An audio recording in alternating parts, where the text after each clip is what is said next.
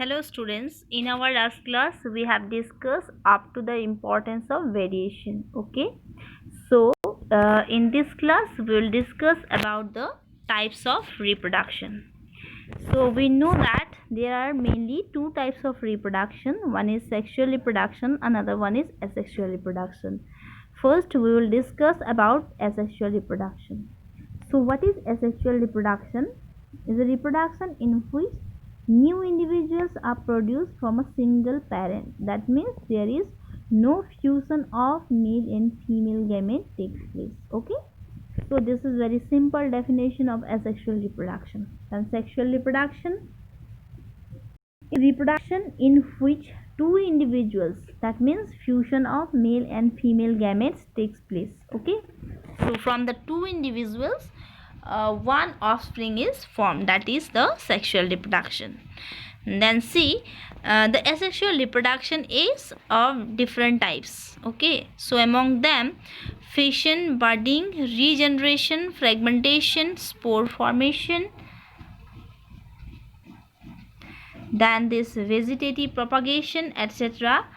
are explained in this video lecture. Okay, first see the fission. Okay, so what is fission? Fission is an asexual reproduction by which a unicellular organism divides. Fission, you just remember the term that the fission means. Okay, fission means what? Formation of the new individual. How? By the division. Okay, fission means division. One individual divided into two, or it may be more than two. If the organisms are divided into two, then it is called binary fission. Bi means two. Okay, so binary fission, here what will happen? These organisms, here example is given, amoeba. Here what will happen?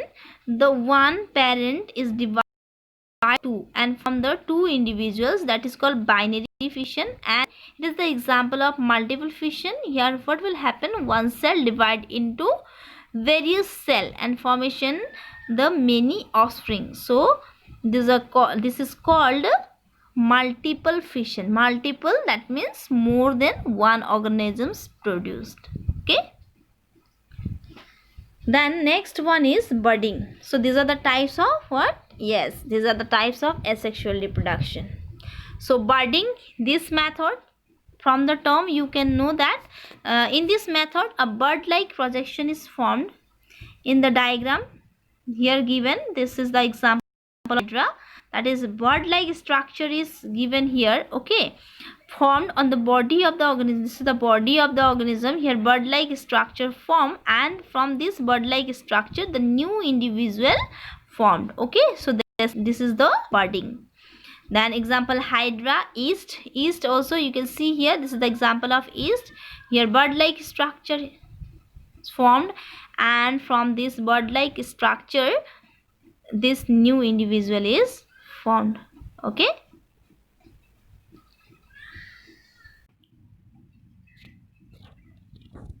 the next one is regeneration. Okay, so in this method a part of the body of the organism, if cut or broken, can develop into a new individual. So in the example you can see here that any part of the individual, okay, it can be cut, then from that part the new individual is formed. So common example you got here, this hydra, it can formed with the help of budding or with the help of the regeneration also. Okay, then next one is fragmentation. Fragmentation is quite similar with the regeneration. In this method also the body of a simple multicellular organism. Here the difference is that the simple, and in case of regeneration the complex organisms can be divided. Okay, and the other definitions are similar. Organisms break up into smaller pieces on maturation, and each fragment develop into new individual. Is example Spirogyra. then spore formation. Next one is spore formation.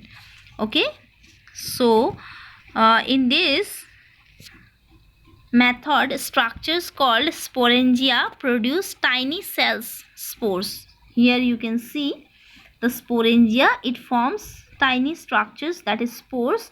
While these spores get the moisture condition, okay, they get germinate, and from this spores the new individuals will form. So this is the example, you can see Rhizopus mucor penicillium. Then the last one is vegetative propagation. So in this method, new plants are produced from the vegetative parts like a root, stem or leaf.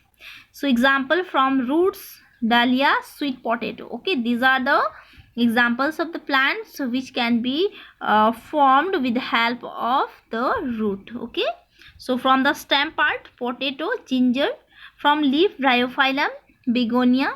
So plant produced by vegetative propagation produce flowers and fruits earlier than those produced from seeds. Okay, so that is the advantage, and it also helps in the propagation of the plants which do not produce seeds like rose, jasmine, banana. So this type of plants which do not produce seed, with the help of vegetative propagation they can produce the new offspring, as well as the seed producing plants take longer time to grow and develop, and the this vegetative method is quite advantageous, because in this method the process become earlier. That means जो seed producing plants है वो क्या करेंगे, ज़्यादा समय लेंगे क्यों, grow होने में. ओके, और जो वेजिटेटिव पार्ट्स से ग्रो होगा वो कम समय में क्या होगा, ग्रो होगा.